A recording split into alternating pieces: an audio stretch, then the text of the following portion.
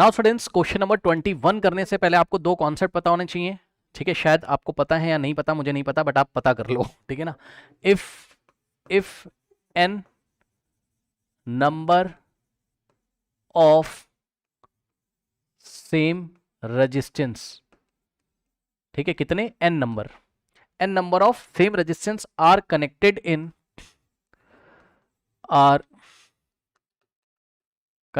इन series. Okay students, ठीक है, अगर n number of resistance series में कनेक्टेड है और सभी रेजिस्टेंस की वैल्यू सेम है, ये भी ध्यान रखिएगा। एग्जांपल के तौर पे ये डायग्राम देखो, मान लो ये एक रेजिस्टेंस है, ये एक रेजिस्टेंस है, ये एक रेजिस्टेंस है, ये एक रेजिस्टेंस है, ये एक रेजिस्टेंस है, ऐसे डॉट डॉट डॉट का मतलब कितने रेजिस्टेंस हैं टोटल? n रेजिस्टेंसेस हैं। कितने हैं? n नंबर ऑफ रेजिस्टेंसेस हैं, n number of resistances. Okay,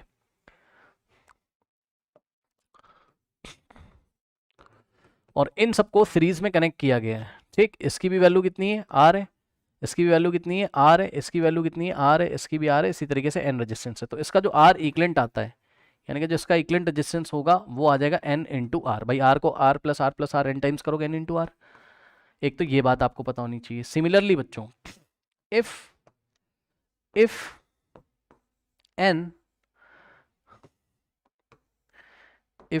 अब मैं पूरा नहीं लिख रहा हूं, समझ जाना। If N number of resistances are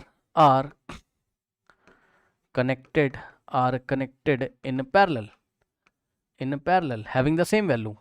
ठीक है, अगर सेम वैल्यू के n रजिस्टर्स अगर पैरेलल में लगाओगे तो आर इक्विवेलेंट कितना आएगा? डायग्राम कैसे बनेगा? कुछ इस तरीके से। इसका भी रेजिस्टेंस आर है, इसका भी रेजिस्टेंस आर है, फिर डॉट डॉट लगा के छोड़ देंगे। ऐसे कितने रेजिस्टेंस हैं? n रेजिस्टेंसेस पैरेलल में कनेक्टेड है। ठीक, तो इसका इक्विवेलेंट कितना आता है? तो इसका इक्विवेलेंट आता है कितना? r अपॉन n आता है, याद रखिएगा।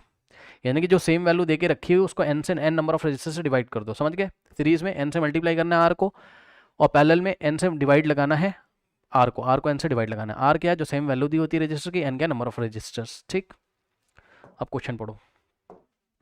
क्वेश्चन में क्या कह रहा है? A register has a resistance of 176 ohm, यानी कोई रजिस्टर है, इसकी वैल्यू कितनी, यानी कि आर की वैल्यू कितनी देके रखी? 176 ओम। ठीक, कह रहा है how many of these register should be connected in parallel, ऐसे कितने रजिस्टर पैरेलल में कनेक्ट करें?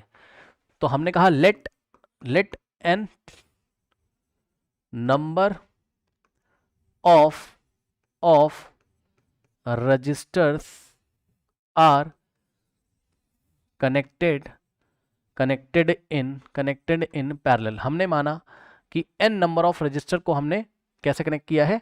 पैरेलल में कनेक्ट किया है, जो भी इनकी कंडीशन होगी उसको सेटिस्फाई करने के लिए। ठीक, let the n number of resistors are connected in parallel. इन्होंने कहा so that there combination draws a current of 5 ampere, यानी कि I जो दिया है, इनका कॉम्बिनेशन जो है, n रजिस्टर का जो कॉम्बिनेशन है, मतलब समझो, देखो यहां पे देखो, R रजिस्टर, R की वैल्यू 176 है, R रेजिस्टेंस का रजिस्टर, ऐसे करके कितने रजिस्टर, यहां हम डॉट डॉट लगा देंगे, समझ गए ना? डॉट डॉट ऐसे करके हमने लगा दिया, समझ जाओ। ऐसे कितने लगे हुए? n लगे हैं, n नंबर ऑफ रजिस्टर्स हमने कैसे लगा दिए? पैरेलल में लगा दिए। तो इनका जो कॉम्बिनेशन है, ठीक, इनका जो कॉम्बिनेशन है, मान लो वो R इक्विवेलेंट से दिखाया जाता है। मान लो कि जिसका कॉम्बिनेशन है इन सब रेजिस्टेंस का मिला के जो इक्विवेलेंट रेजिस्टेंस आ रहा है वो R इक्विवेलेंट है। कितना है?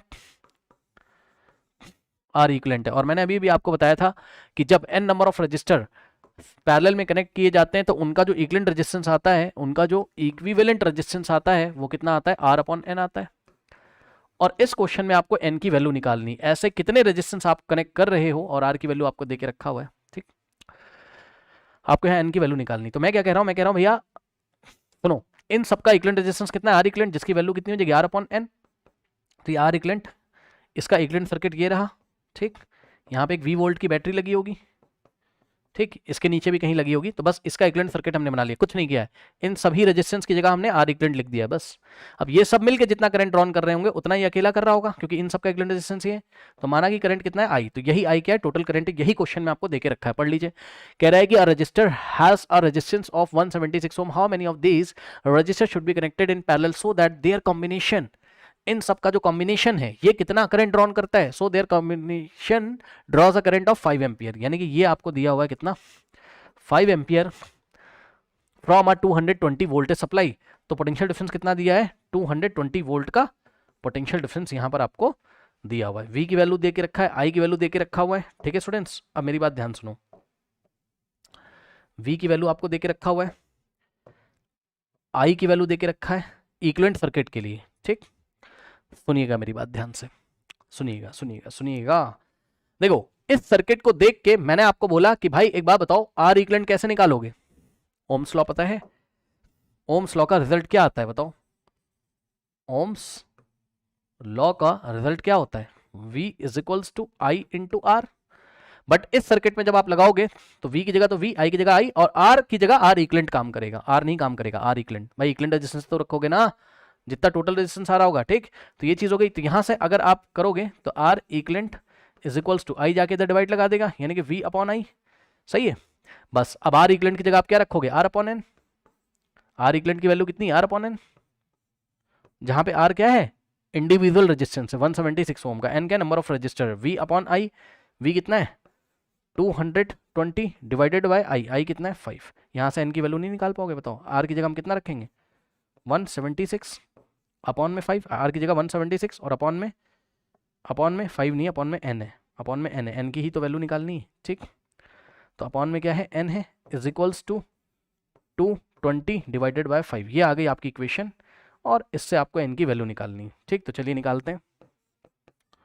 176 upon N is equals to 220 divided by 5। 5 1 5 होता है, 5 4 20 होता है, 2 जाएगा इसके पास, फिर से 5 4 20। क्या मैंने सही किया? यस सर, शायद सही किया। 5 4 20 2 5 4 20। ठीक है, 44 अपॉन 1 यानी कि 44। तो यहाँ से आ जाएगा 176 upon N is equals to 44 upon 1। Cross multiplication कराना हो, जो करना है कर लो। मैं क्या कर रहा हूँ? Taking reciprocal on both side. तो इसको रेसिप्रोकेट, इसको भी रेसिप्रोकेट कर रहा हूँ। ठीक, आपको जैसे मना है आप N की वैल्यू निकाल सकते हो। मैं बोथ साइड रेसिप्रोकल कर रहा हूँ। ये हो जाएगा N by 176 is equals to 1 upon 44। अब ये 176 N में डिवाइड कर रहा है, उधर जाएगा तो क्या करेगा? मल्टीप्लाई। तो फाइनल स्टेप में यहाँ येलो कलर से कर रहा हूँ। N की वैल्यू आ जाएगी कितनी? 1 बाय 44 था, 176 इधर आके मल्टीप्लाई करेगा, तो 176 इंटू 1 बाय 44। ओके स्टूडेंट्स, यानी कि N की वैल्यू कितनी हो गई? 176 इंटू 1, 176 बाय 44।